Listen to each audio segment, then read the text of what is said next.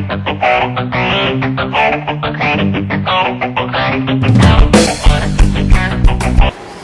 irmãos, então nós vamos estudar a lição de número 5, o Verbo se fez carne, lá na página de número 18.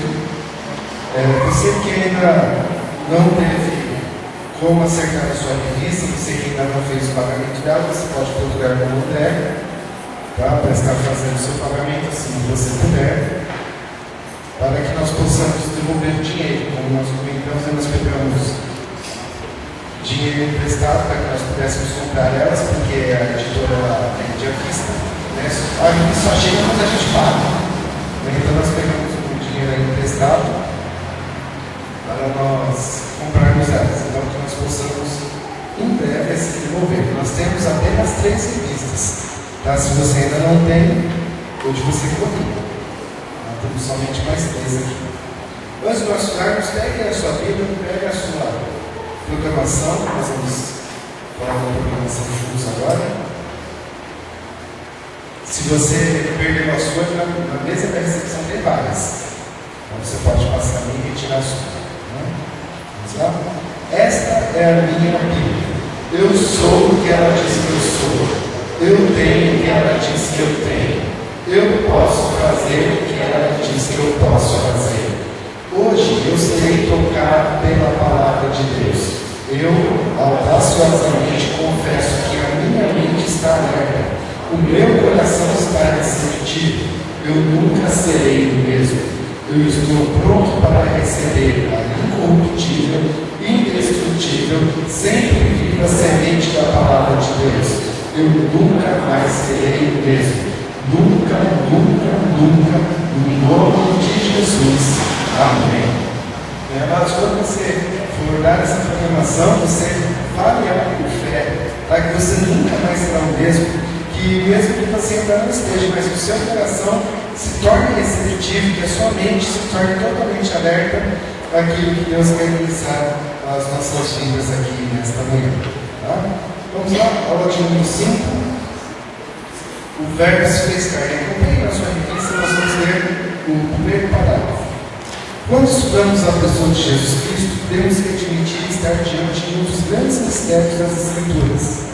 Enquanto os opositores de Jesus sempre colocaram em dúvida a sua divindade, seus seguidores, mediante revelação divina, a confessaram sem deixar de reconhecer também a sua humanidade. Em todo o seu ministério, Jesus foi reconhecido tanto quanto homem, tanto quanto Deus. Baseados nisto, vamos examinar esse tão sublime mistério da encarnação do Verbo eterno. Vamos lá. Vamos, Luciano, pode ser? Fazendo um favor. Acho que não está bom para entender. Está meio bom. Não é só por isso.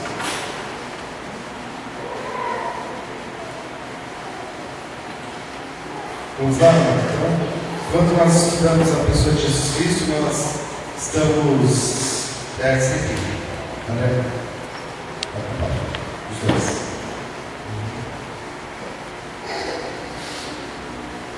Quando nós estudamos a pessoa de Jesus, nós estamos. Agora melhorou, né?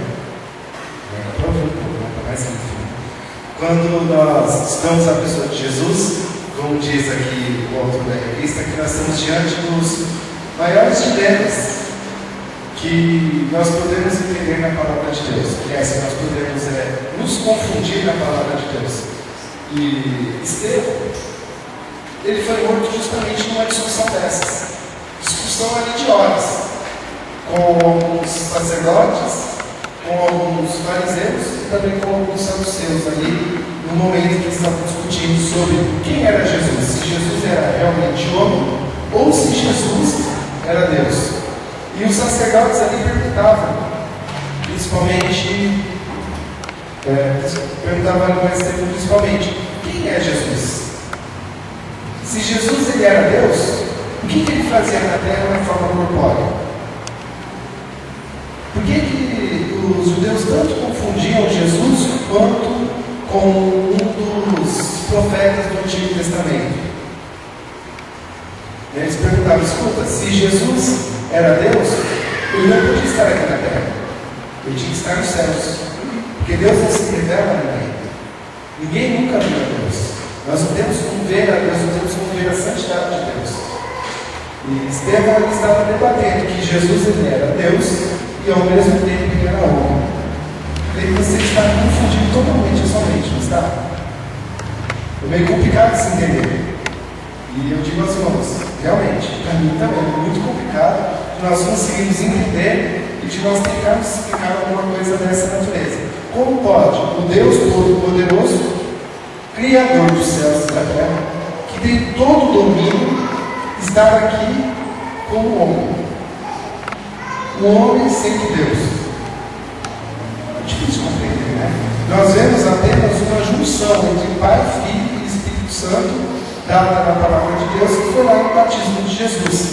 Tá? Quando Jesus foi batizado, ele estava ali, Jesus, aqui no Jordão, sendo batizado. Estava Deus nos céus falando com ele, a voz era audível a todos aqueles que estavam naquele lugar, não era somente com Jesus, era audível a todos que estavam naquele lugar, e o Espírito Santo estava sobre Jesus, na forma de pomba, estava ali também naquele lugar. Então nós vemos a junção do Pai, do Filho e do Espírito Santo. Então eles perguntavam naquele momento para Estevão: como pode um homem ser Deus? E Estevão justamente foi morto por isso, porque as pessoas não podiam atribuir aos homens as qualificações de Deus. Aquilo que pertence somente a Deus não pode ser atribuído ao homem. Segundo a lei judaica, a pena é de morte. Então o que eles fizeram com Estevão ali não é porque eles estavam nervosos, não é porque eles estavam ligados com Estevão lá em Atos capítulo de número 7. Todo o capítulo 7 tem uma discussão dos sacerdotes com Estevão, que você pode ler ali na sua Bíblia, estudar lá na sua casa. Tem toda aquela discussão que eles tiveram naquele lugar, e ele foi morto segundo as leis judaicas, que dizia que a pessoa que atribuísse ao homem as qualidades e o poder de Deus deveria ser morto apedrejado. Tá? Então ele não foi apedrejado ali porque ficaram nervosos ou porque estavam endemoniados. Ele foi morto porque os judeus não conseguiram compreender o poder de Jesus, o poder que estava na pessoa de Jesus. Nós vamos abrir aqui rapidinho em Lucas, Evangelho de Lucas, capítulo de número 5, e o versículo 21.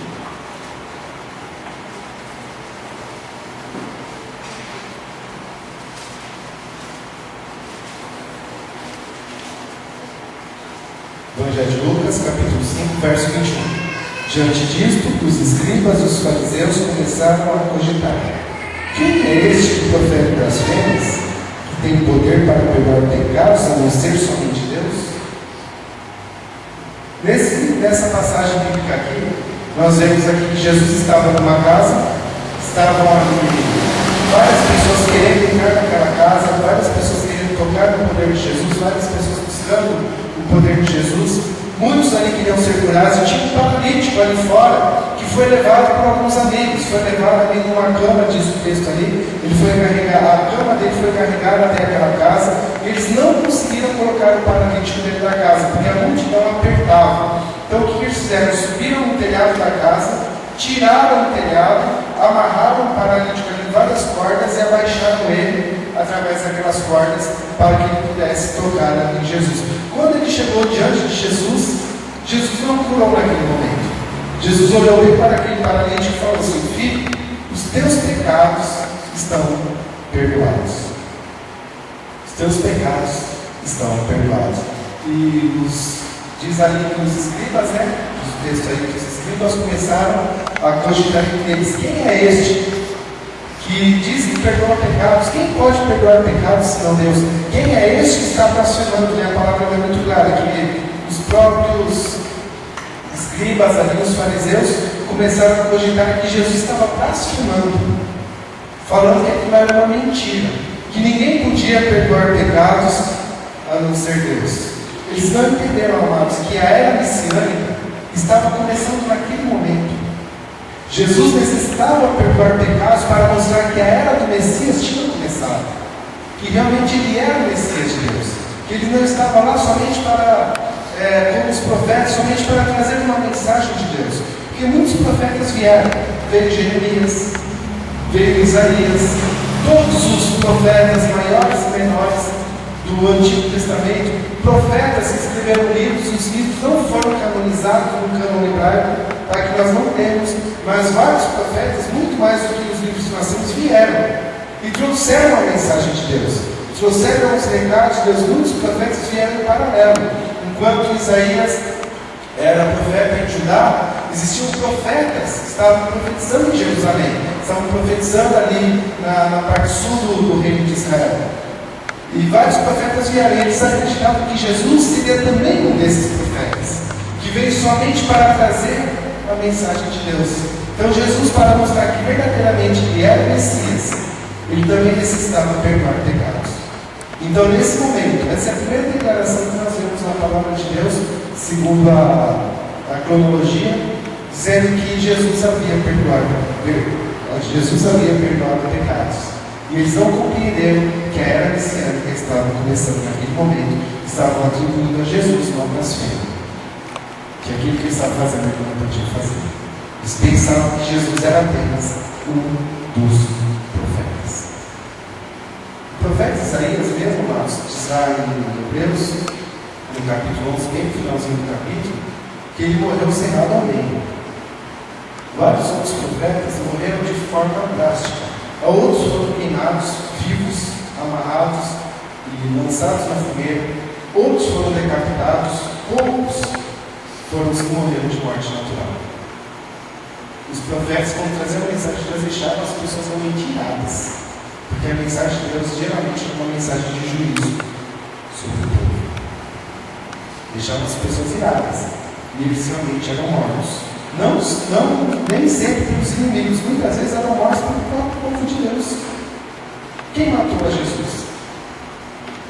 Fisicamente.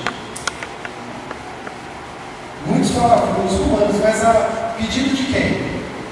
Dos próprios judeus. Do próprio povo de Deus matando os seus profetas. Mas como que Jesus não era um simples profeta? Jesus realmente era o Filho de Deus, o Messias, que veio para nos perdoar os nossos pecados. Né? Então, aqui nesse momento, nesse texto, no verso 21, a lição aqui ela quer nos ensinar que os escribas e os fariseus estavam colocando em dúvida a divindade de Jesus Cristo. Tá? Estavam dizendo que ele era apenas um homem comum, um homem que traria a mensagem de Deus. Estava colocando aqui em dúvida a divindade de Jesus Cristo. Mas que bom que Lucas, capítulo 19, o verso número 10, o próprio Senhor Jesus fala, né, que o Filho do Homem veio para buscar e salvar aquele que estava perdido.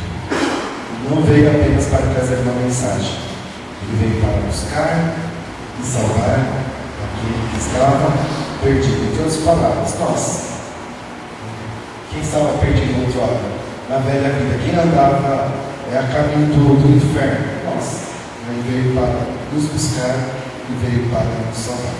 Tá? Então aqui o texto mostra que a divindade de Jesus estava sendo colocada em dúvida. Tá? Eles estavam cogitando, eles falavam entre uns e outros e perguntavam: olha, André, quem é esse aí que está perdoando pecados? Quem é esse aí que está blasfemando? Depois o comentário ia se passando de pessoa em pessoa para que essa notícia se espalhasse que Jesus não era o Messias. A intenção dos escribas e dos fariseus era provar que Jesus não era o Messias. Mas no final da história, você vai ver que eles caíram do cavalo. Graças a Deus. Vamos lá, segundo texto, Mateus, Evangelho de Mateus, capítulo 16, o verso 13.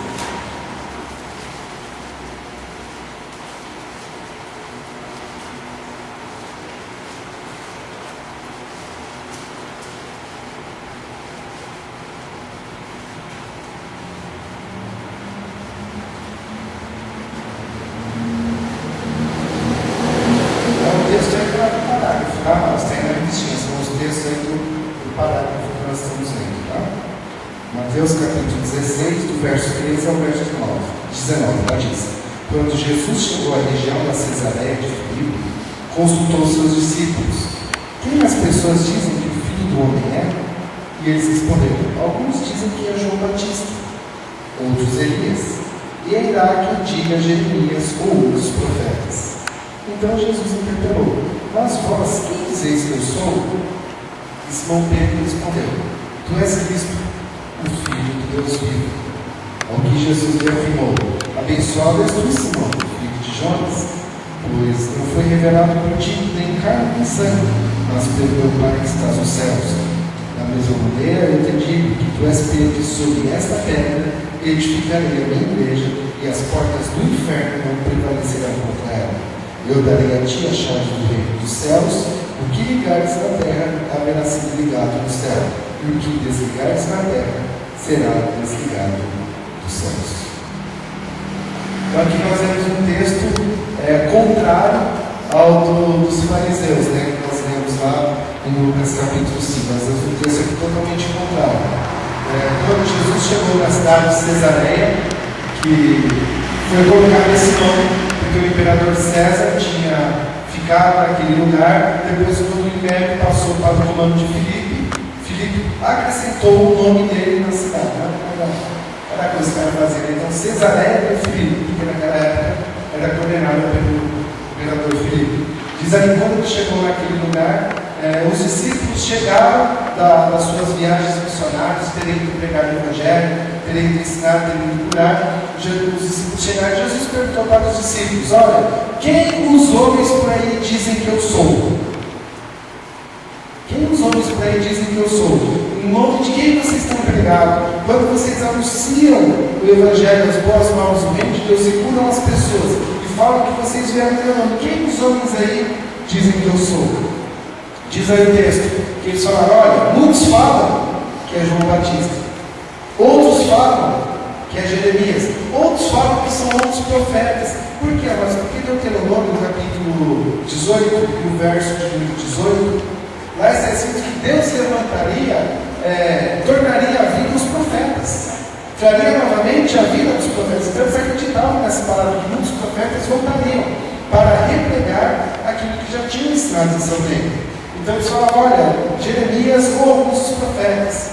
Aí Jesus olhou para os dois e falou assim: mas vocês, que andam comigo, que estão ao meu lado, quem vocês dizem que eu sou? Acredito que naquele momento um olhou para o outro, ali abaixaram a cabeça, coçaram a cabeça, pensaram. Mas teve um abençoado ali, que levantou a voz e falou assim: olha, Jesus Cristo, o Filho de Deus vivo. Jesus respondeste bem. E digo que tu és Pedro. Naquele momento o nome dele foi mudado. E sobre ti eu edificarei a minha igreja. Sobre esta palavra, não sobre a vida dele. Por isso nós não podemos considerar Pedro como o primeiro Papa. Ele é considerado como o primeiro Papa por causa disso.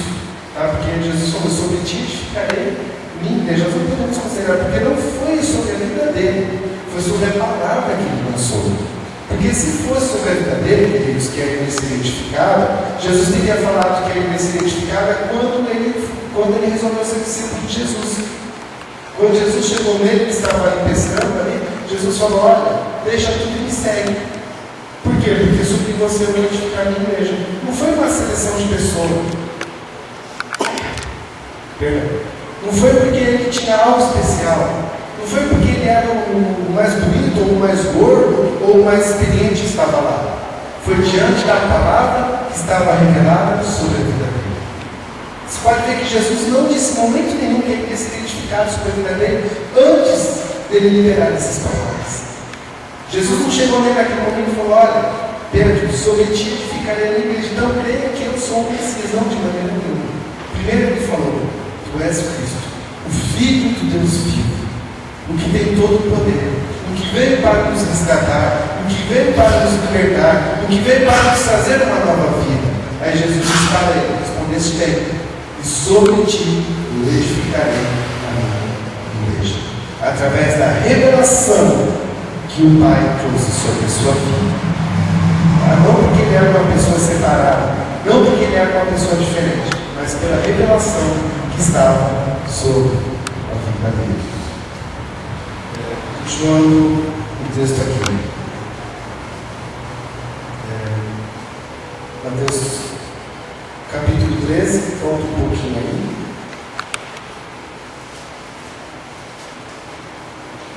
O verso de número 54.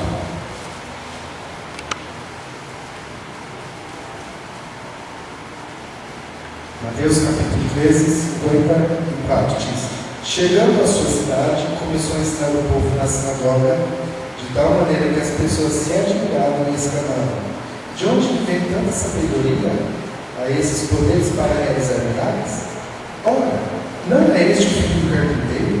O nome de sua mãe é Maria, e de seu irmão Tiago, José, Simão e Judas? Não vivem entre nós todas as suas irmãs? Portanto, de onde obteve todos esses poderes? E ficavam escandalizados por causa dele. Entretanto, Jesus lhes afirmou: Não há profeta sem honra, a não ser em sua própria terra e em sua própria casa.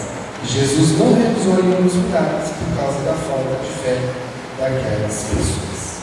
Então nós vemos aqui um outro texto aqui, onde o povo também estava colocando em dúvida a divindade de Jesus, que Jesus não era realmente Deus, né? Aqui, quando ele chegou à sua própria cidade, quando ele chegou ali a Nazaré, quando ele chegou no seu próprio lugar onde ele havia vivido,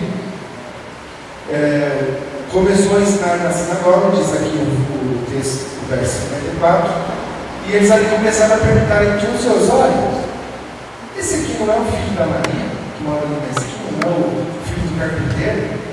De onde ele vem tanta sabedoria? De onde ele vem tanto conhecimento que ele está ministrando o Evangelho, que está ministrando uma palavra assim que vem para mudar as nossas vidas? De onde ele vem tanta sabedoria? Não são as suas irmãs não estão no nosso meio, os seus irmãos também, todos nós conhecemos. Não pode ser Deus, porque nós o conhecemos. Não pode ser uma pessoa diferente, porque nós conhecemos a sua mãe, conhecemos o seu pai, conhecemos os seus irmãos e as suas irmãs. É interessante nesse texto, né? Quando nós podemos combater o que se diz por aí na Virgem Maria.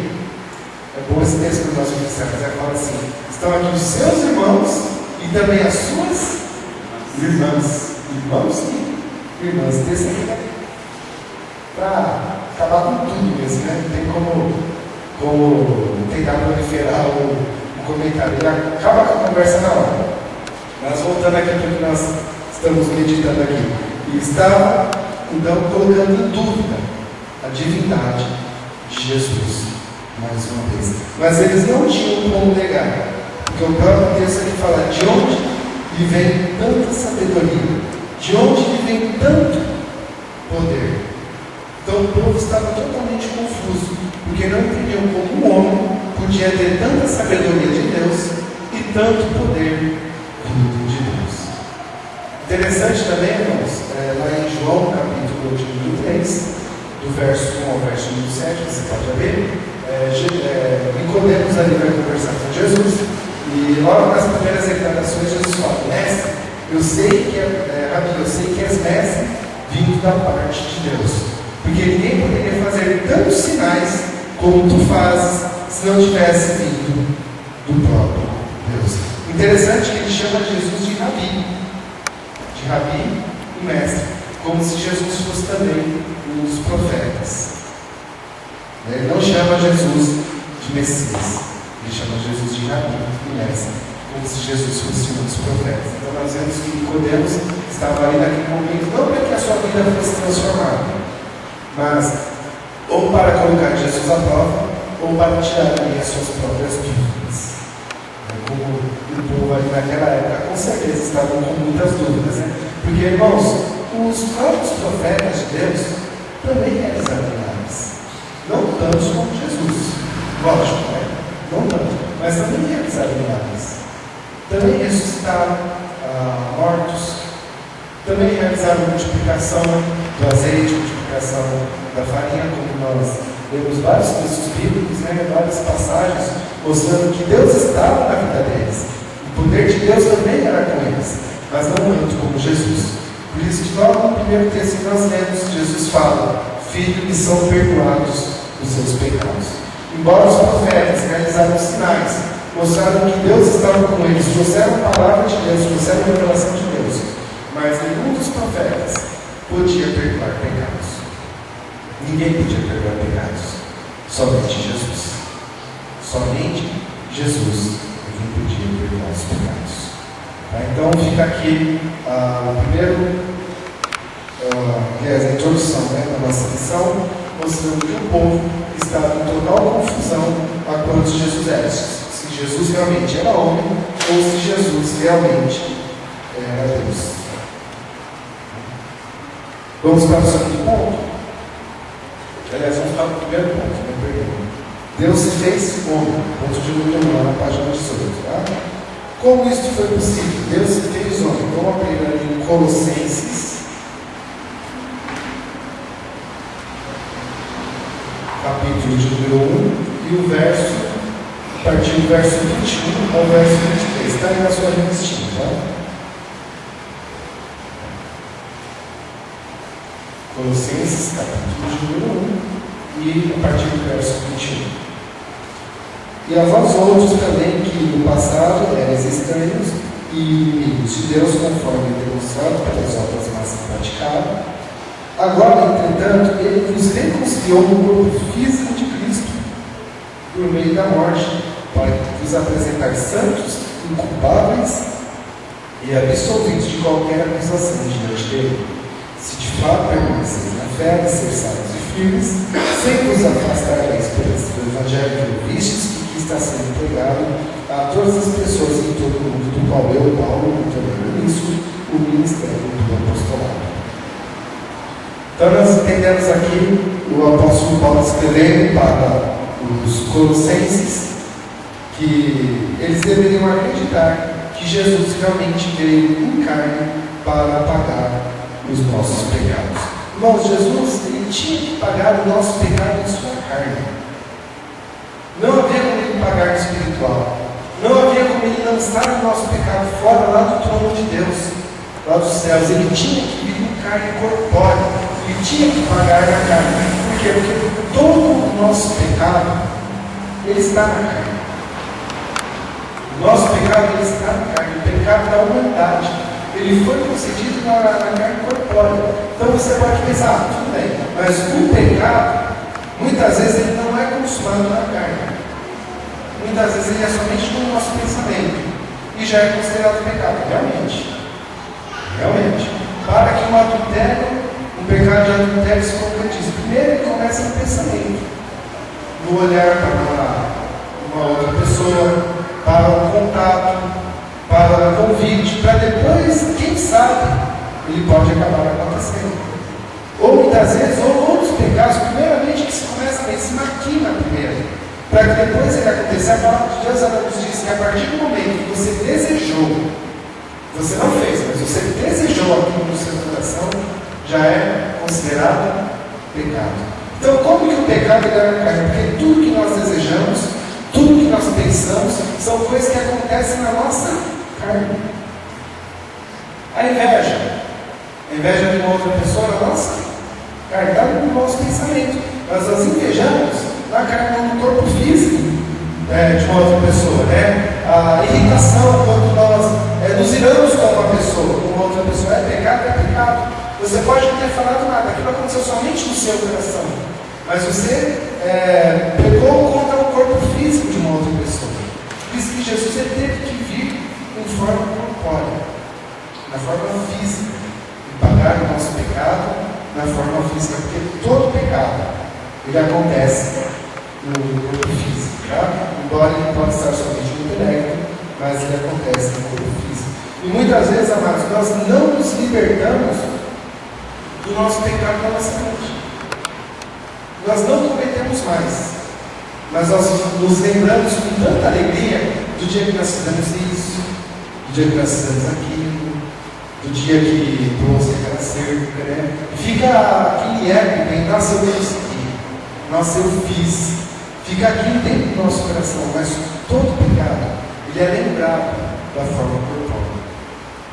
É pecado ficar remoendo. Tem pessoas que não são libertas do corpo físico, mas a sua alma e o seu coração continua cativo, continua escravo do pecado, porque aquilo mexe no que ele ainda se lembra, porque aquilo ainda faz parte da vida dele, porque ele ainda se lembra com prazer, ele ainda se lembra com alegria daquelas coisas que ele fazia antes. Ela está o seu coração está cativo ao pecado, mas o pecado que foi consumado na sua carne, foi consumado na sua carne. Por isso que Jesus ele teve que vir e pagar na sua carne. Verso 21. E também no passado eram estranhos e inimigos de Deus, conforme a demonstração pelas nossas obras. E Ele nos reconciliou. Ele nos reconciliou através do seu corpo. Romanos capítulo 8 e verso de número 3. Lá diz, porque o que era impossível para a lei, visto que ela estava enferma na carne, Deus enviando seu Filho, em semelhança de carne pecaminosa, pelo pecado, condenou o pecado na carne. Condenou o nosso pecado na carne de Jesus.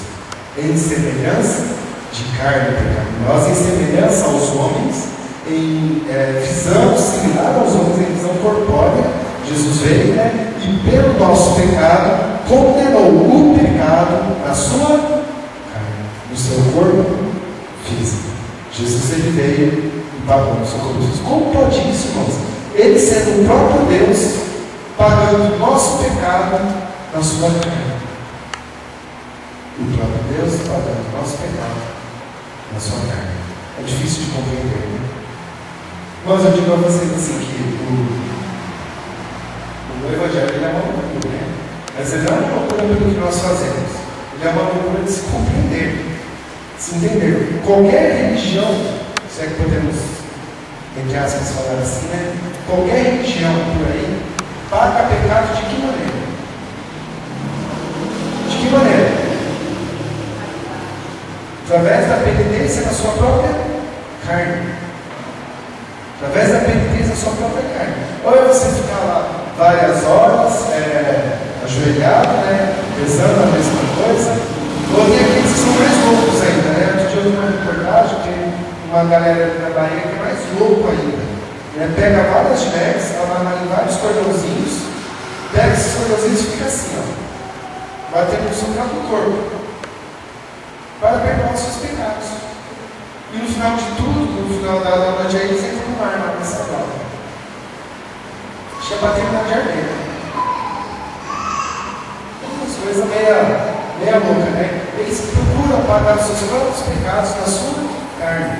Inclusive, o cristianismo romano. Tá? Ele paga através das suas próprias penitências. Quer ficar lá ajoelhado, rezando várias horas, tentando pagar o seu pecado na sua própria carne. Sendo que Jesus já pagou na carne dele. Deus é o juiz, ele deu a sentença, identificou o valor, foi no caixa e pagou. Justamente. O irmão que estava comentando, os irmãos ele falou que Deus, ele é o próprio juiz. Ele mesmo deu a sentença, qual seria o valor a ser pago. Ele mesmo foi lá no caixa e ele mesmo bancou a nossa, ele mesmo pagou, ele mesmo bancou a nossa sentença. Ele mesmo pagou por nós aquilo que nós tínhamos que pagar. Interessante, amado, Jesus pagou o seu sangue a quem? Ao diabo? Jamais. O diabo não dava nenhuma marca furada. Foi a Deus. Ele apresentou o seu sangue diante de Deus na remissão dos nossos pecados. Continuando 1 João capítulo 3 e verso 8 diz: para isto se manifestou o Filho de Deus, para desfazer as obras do diabo. Se manifestou como? De forma corpórea, se manifestou de forma física, se manifestou no corpo humano, o Filho de Deus, para desfazer todas as obras do diabo que estavam no nosso corpo humano, que estavam no nosso corpo físico e que nos escravizavam ao pecado a cada dia. Vamos lá, ponto de número B. O significado da encarnação. Estamos aí na página 19, lá no comecinho dela.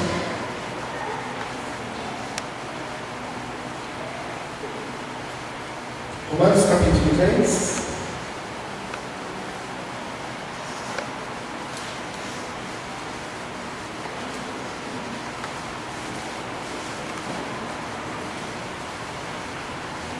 Verso 12.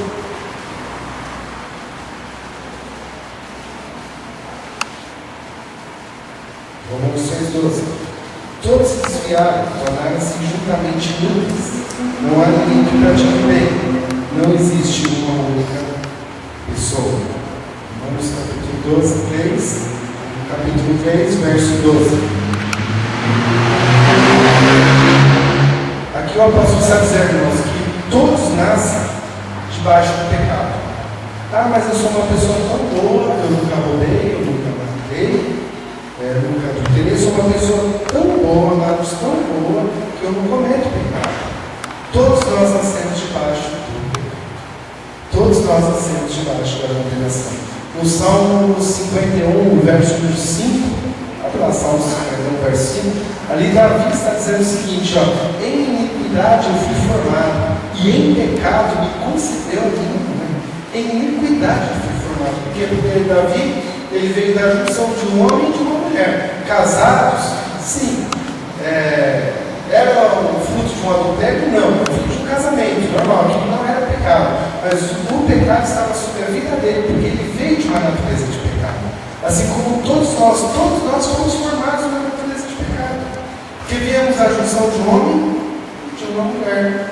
Mas por quê? Porque essa junção é errada? Não. Porque o homem estava debaixo do pecado. E a mulher também estava debaixo do pecado. Somos herdeiros do pecado. Nós nascemos com o pecado enraizado em nossas vidas. Com o pecado dentro das nossas veias, correndo e pulando aqui no nosso sangue, pulando em nossas vidas. Nós já nascemos nessa condenação. Tá? Mas Jesus não. Jesus ele foi concebido pelo Espírito Santo, tá? E não veio, ele veio em semelhança de pecado, como diz lá no Romanos 8, versículo 6. Ele veio em semelhança, ele não veio em natureza de pecado. Jesus ele veio em santidade, porque ele foi concebido pelo Espírito Santo. E o apóstolo Paulo, aqui em Romanos 3, verso 12, ele fala que todos os homens nasceram dessa forma. Todos nasceram dessa maneira. E no verso 23 ele fala, porque todos pecaram, todos nasceram debaixo do pecado, e todos estão separados, destituídos, longe, distantes da glória de Deus.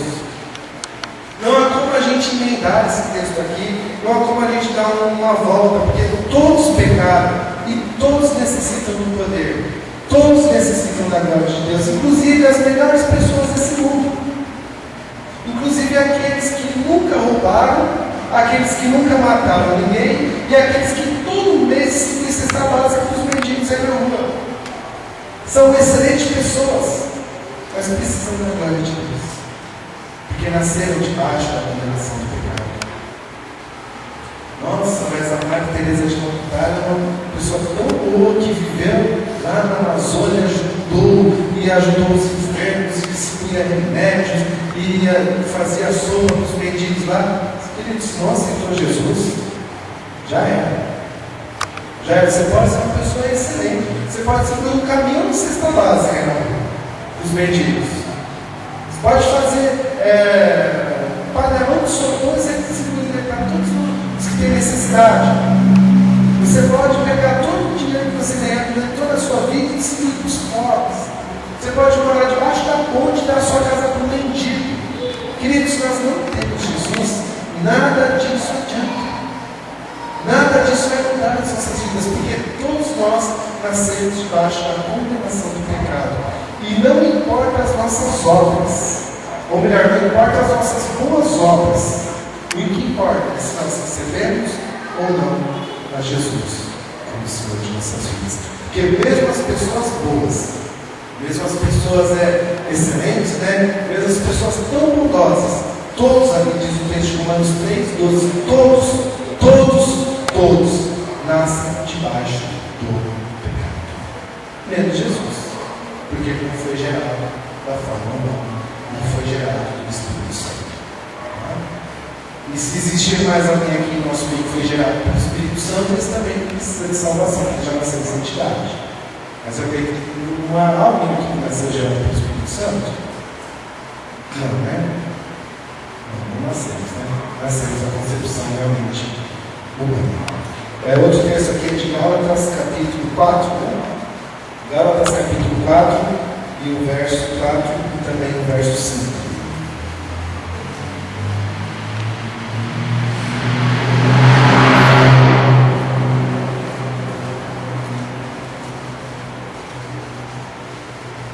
Gálatas capítulo 4, verso 4 e verso 5.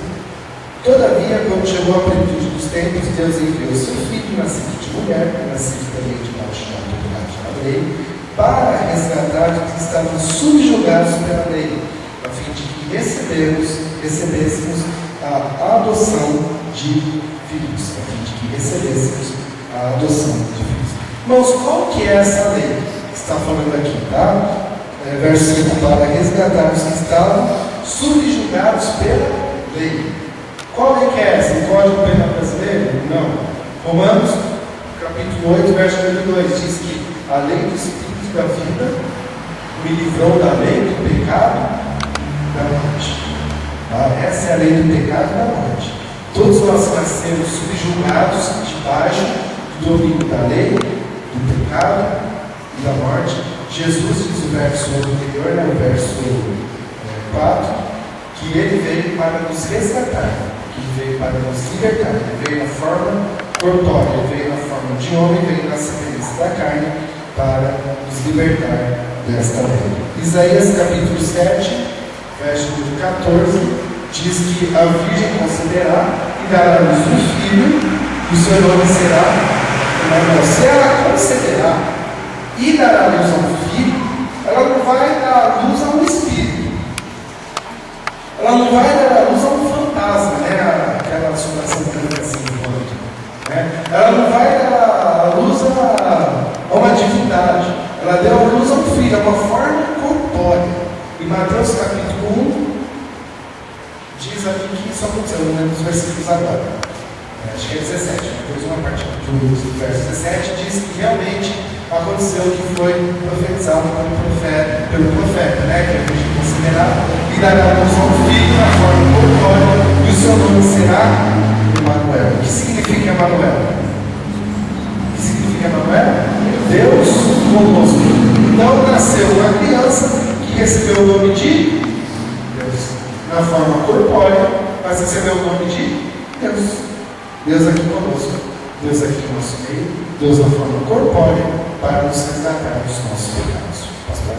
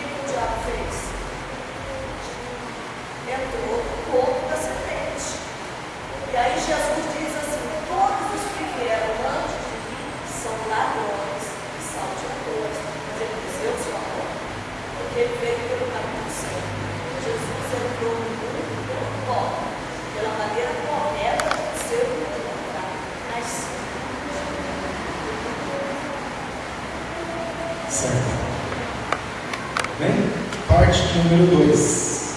Vamos só avançar um pouquinho que a gente perdeu um pouquinho aqui na parte onde a gente se envolveu e foi isso, né? Parte número 2. A humanidade e a divindade de Cristo. Tá? Plenamente homem. Cristo Jesus, para assumir o lugar do pecador, decidiu sua soberana vontade abrir mão dos privilégios de sua divindade para viver limitado a tudo aquilo que também passou da infância à maturidade como qualquer outro. cansou-se, teve sede, teve fome e chorou. Então todos os textos aí comprovaram isso. Falam que Jesus teve fome, teve sede, Jesus chorou. Tá? A humanidade de Jesus cumpriu um papel indispensável na redenção, pois se não sofresse as mesmas tentações que o homem pecador sofre, não poderia remir. Cristo fez de homem para preocupar-se com aquilo que os homens não, com aquilo que não preocupava os homens. Tá? Nós vamos ler Hebreus 4, no verso 1.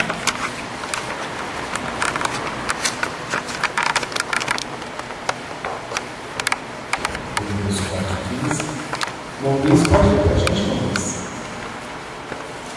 Pode ser? Hebreus capítulo 4, verso 15.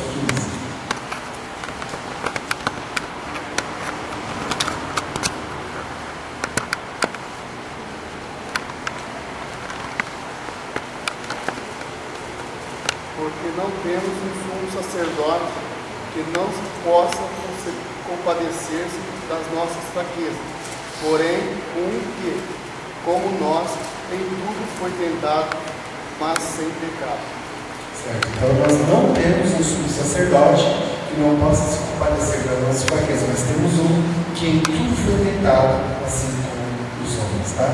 Então o nosso sumo sacerdote não é aquele que pode nos olhar e não nos compreender os nossos pecados, as nossas dificuldades. Porque ele mesmo sofreu na sua carne, no seu próprio corpo, toda a dificuldade que qualquer homem sofre.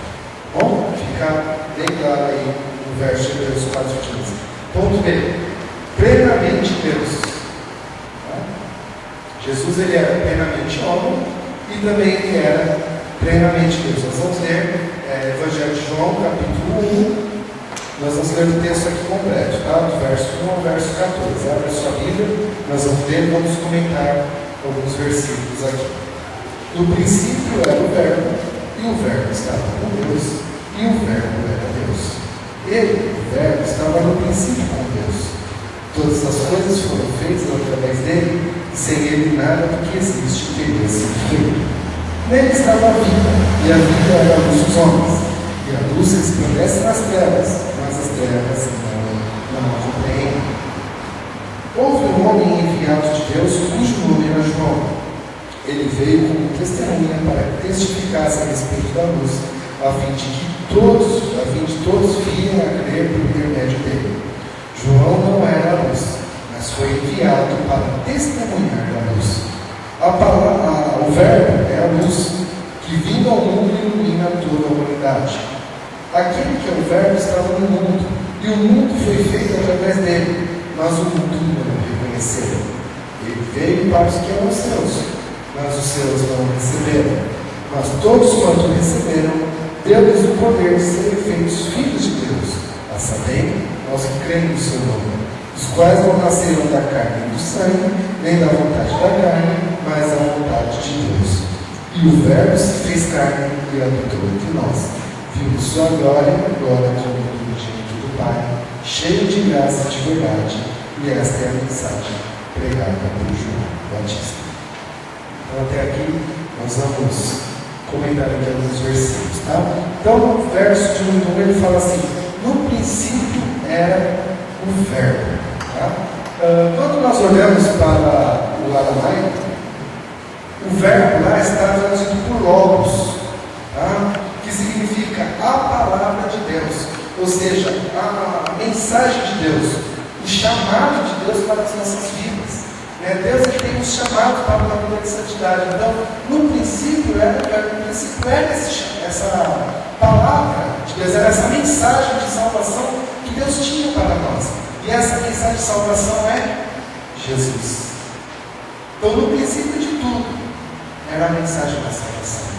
Era Ele nos chamando para vivermos para a sua glória, assim como Ele nos criou.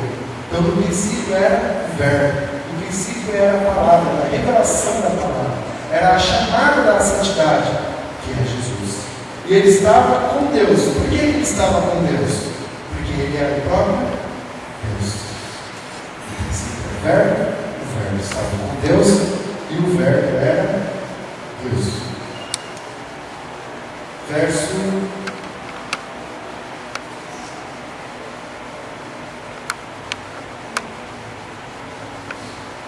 de número 4. Nele estava a vida e a luz que ilumina todos os homens. Ou seja, a luz é a salvação. É a salvação que veio para nos iluminar. Nós estávamos no mundo de trevas, nós estávamos em trevas. Nós estávamos no mundo de escuridão. E Jesus, ele é a luz que veio nos iluminar, que veio nos transportar para um outro reino, para um reino de luz, para um reino de vida espiritual. Ele veio nos tirar das trevas, da escuridão, e nos levar para a sua luz. Por isso diz que nele estava a luz.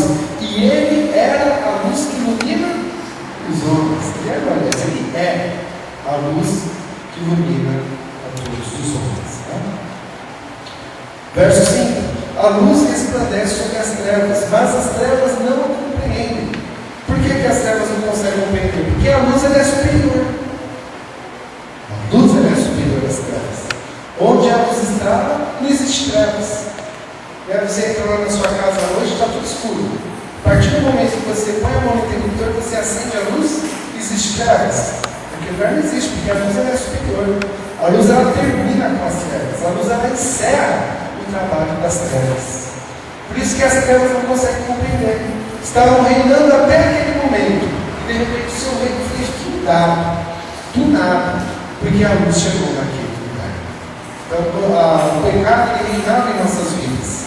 Mas o dia que Jesus chegou em nossos corações, o reino do pecado de repente terminou. A vida de pecado era sincera. E se começa uma vida diante de Deus. Verso 13. Nós recebemos então aqui uma nova comentária, no verso número 13.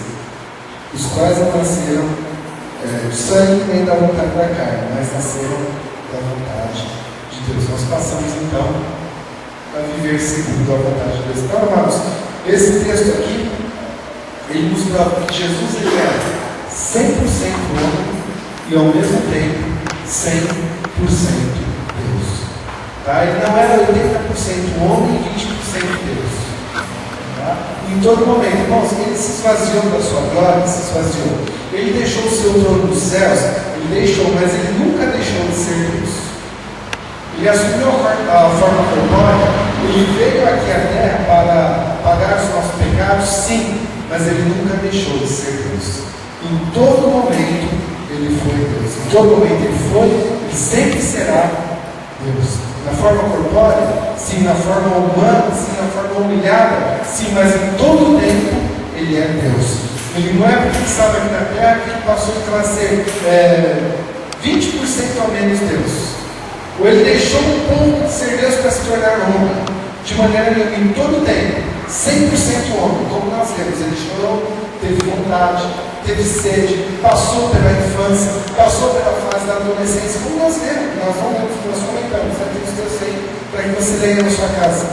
Mas em todo o tempo, 100% homem, passando as aflições, como nós vemos em Hebreus capítulo 4, verso 15, que nós não temos um sumo sacerdote que não passou as dificuldades que nós passamos, ele passou, sendo 100% homem e ao mesmo tempo 100% Deus. Então nós entendemos pela teologia que Jesus ele possui uma natureza hipostática. Tá? Se você não conhece essa palavra, hipostática, se escreve com H. Tá? Significa que ele era ao mesmo tempo 100% homem e 100% Deus. É o termo hipostática, é o termo que a teologia ela traz para nós compreendermos 100% compreendemos, para nós clarificarmos como 100% homem e também 100% Deus. Porque entender realmente só pelo Espírito Santo nós conseguimos compreender como isso pode acontecer na história. Esses fatos bem importantes da dificuldade do Cristo. A primeira é que Jesus nunca declarou Deus como Deus. Você não vai encontrar essa declaração dele. As pessoas viam pelas manifestações do poder dele que ele era Deus por aquilo que ele realizava. Mas saiu da boca dele para que se eu sou dono da vida, sua luz no mundo. E outra coisa, a onipresença dele como homem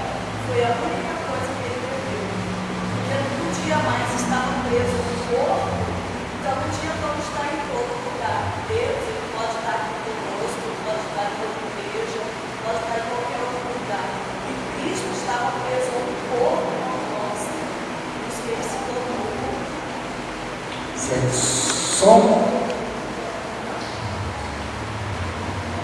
Só uma pequena correção aqui, irmãos. Embora ele nunca chegou a dizer que ele era Deus, mas João 6,35 ele diz assim: eu sou o pão da vida. No 8,12 ele fala: eu sou a luz do mundo. No 10,9 ele fala: eu sou a porta. O atributo eu sou, ele era, entre os judeus, ele é dado somente a Deus. Eu sou. Então você pode ver que quando Deus mandou Moisés falar com o faraó, ele fala assim: diga que o eu sou mandou. Eu sou Deus. Tá? Agora, quando eles queriam se dizer alguma coisa que se dizia a eles, como em João capítulo 4, no verso 26, 27 ou 28, ali nesse versículo, Jesus fala assim para a mulher samaritana: fala, o Messias virá. Daí não quer dizer que ele era apenas o Messias, ele fala assim: eu o sou. Ele sentiu um ali, tá? Eu o sou. Então, quando ele fala assim: eu sou, ele estava se declarando como Deus. Por isso que as pessoas ali não entenderam que sempre estavam blasfemando, tá? Porque a qualificação eu sou é dada somente a Deus, pelos judeus. Até os dias de hoje, dada somente a Deus. Por isso, quando ele quis dizer esse Messias, ele disse: eu o sou. Esse que aqui nos fala. E assim também como Davi, quando foi perguntado a Davi, eu não vou me recordar agora o texto, mas ele disse: eu não sou esse homem, eu o sou. Porque se ele falasse o sou, ele estava se atribuindo como Deus.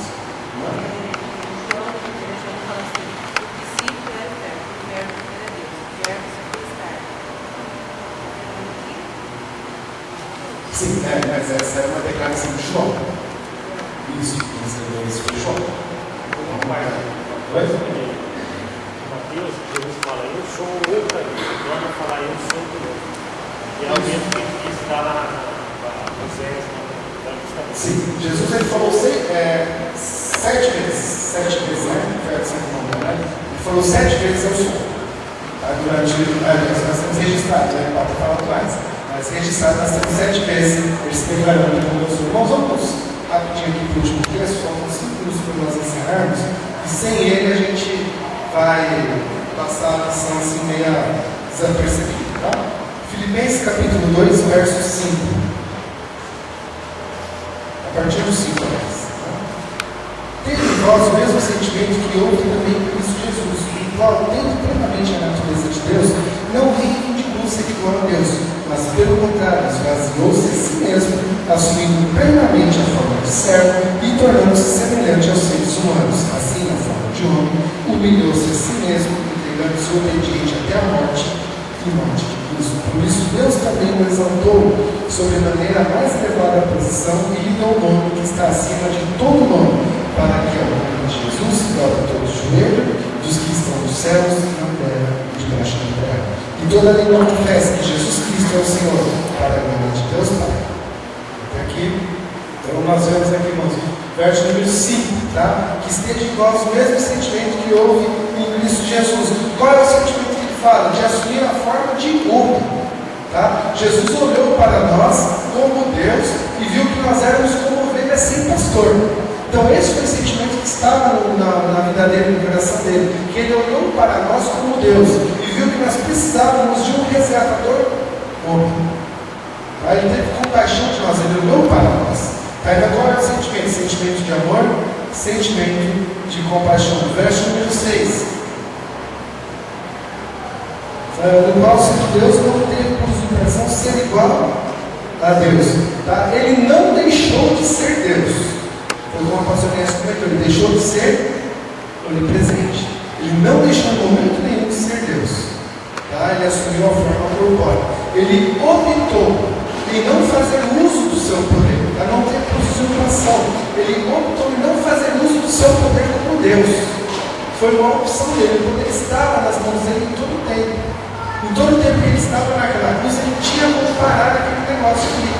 Ele tinha como mandar um raio ali e matar todos aqueles soldados romanos e ele descer da cruz livre de toda a dor. Mas ele não teve essa opção.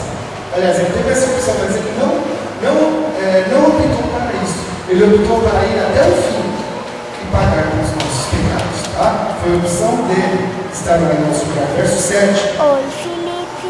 Mas pelo contrário, esvaziou-se a si mesmo, assumindo plenamente a forma de servo, tornando-se semelhante aos seres humanos de forma humilhada. Tá? Ou seja, ele também buscou a Deus. Quando nós falamos de humilhação, nós falamos de nos ajoelhar, buscar a vontade de Deus. Tá? A humilhação é isso, você se ajoelhar, buscar a vontade de Deus para a sua vida. Jesus, ele fez isso. Você pode ver que ele orou ao Senhor e falou: Senhor, se possível, passa de mim este cálice, fazendo tudo para ser a tua vontade. Isso aqui é a humilhação dele, como diz o texto aí. Ele se humilhou a si mesmo, buscando não a vontade dele, mas a vontade de Deus. Verso 8: assim, na forma de homem, humilhou-se a si mesmo, entregando-se obediente até a morte, e a morte de cruz morta. Por isso Deus também o exaltou sobremaneira, a mais elevada posição, e lhe deu o nome que está acima de todo nome, ou seja, através do seu sacrifício, da sua morte e da sua ressurreição. Ele recebeu um nome que está acima de todos os nomes, no qual acontecem todas as coisas nos céus, na terra e debaixo da terra. Nós oramos em nome de quem? Em nome de Jesus. Após a sua ressurreição. Até a sua ressurreição, não se orava em nome de Jesus, mas após a sua ressurreição, Deus lhe deu um nome que está acima de todo nome, no qual diz aqui nos últimos versículos, verso 11, 10 aliás, né? Para que o nome de Jesus se dobre todo o joelho que estão nos céus, na terra e debaixo da terra, e todo confesse que Jesus Cristo é o Senhor, através do seu nome. Quando nós oramos em seu nome, aí sim, o verso 10 acontece, todo o joelho se dobra, toda língua confessa, tudo acontece nos céus, na terra, debaixo da terra, por causa do seu nome, porque o seu nome é sublime e o seu nome está acima de todas as coisas. Então, o pessoal que recebe o louvor pode se posicionar, nós vamos cantar uma canção nesse momento. Diz o texto de João, capítulo, não está na revista, da Evangelho de João, capítulo 14, 26. Mas o Espírito Santo o Pai enviará, ele vos ensinará tudo o que eu vos tenho dito. O Espírito Santo, ele vos ensinará tudo o que eu vos tenho dito. Jesus falou sobre a sua natureza divina. Jesus falou sobre a sua natureza humana. Jesus falou que ele era 100% homem, que ele era 100% Deus. Mas os homens não compreenderam. Diz aqui João 1, que nós vemos ali, verso 11, né? Veio para os seus, mas os seus não receberam, os seus não compreenderam. Não entenderam que ele era 100% homem e 100% Deus, porque naquele momento eles não tinham o Espírito Santo. E no capítulo 14 de João, verso 26, ele fala: mas o Espírito Santo o Pai enviará, ele vos ensinará essas coisas que eu vos tenho falado. Ele vos fará compreender que ao mesmo tempo que ele é 100% homem, ele também é 100% Deus. É somente pelo Espírito Santo. Irmãos, o mundo lá fora não entende.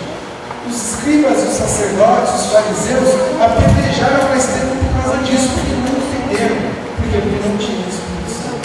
Estevão falava, porque Estevão estava cheio do Espírito Santo, e ele morreu cheio do Espírito Santo. Diz ali, logo no finalzinho do capítulo 7 do livro de Atos, que ele levantou os olhos aos céus, ele viu a Jesus, porque ele estava cheio do Espírito Santo, enquanto ele era apedrejado. Mas os homens lá fora não entenderam, porque não possuem o Espírito Santo.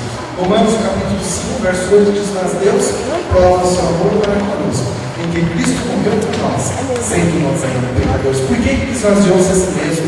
Por que ele deixou toda a sua glória? Por que ele veio nessa terra da forma humilhada, da forma de criatura? Por amor.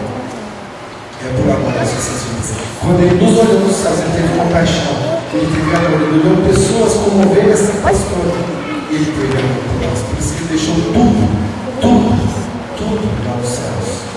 E veio como homem, ele veio se limitar como homem aqui nessa terra, por amor a nós. João 3,16 diz: porque Deus de tal maneira que enviou o seu Filho, enviou o próprio Deus em forma de carne, para que toda aquele que crê não pereça, mas tenha vida eterna. Qual é a preocupação do Senhor hoje, meu querido, nessa ressurreição aqui? Está em João capítulo 21, e verso 15, onde Jesus pergunta para Pedro: seria amável. Jesus sempre estava voltado à palavra. A preocupação de Jesus nessa manhã, se você ama, você demonstra o seu amor paciente das ovelhas dele. Ele demonstrou o amor dele, porque ele deixou toda a sua glória e veio aqui morrer pelas suas ovelhas. E veio aqui morrer pelas suas ovelhas. Enquanto nós amamos, nós demonstramos através de quanto nós apacentamos as ovelhas, enquanto nós nos preocupamos com as outras pessoas. Efésios capítulo 5, o verso 25, lá diz: vós maridos, amai a vossas mulheres como Cristo amou a sua igreja e a si mesmo se entregou por ela. Como Cristo amou a sua igreja e a si mesmo se entregou por ela. Amém? Vamos colocar em pé.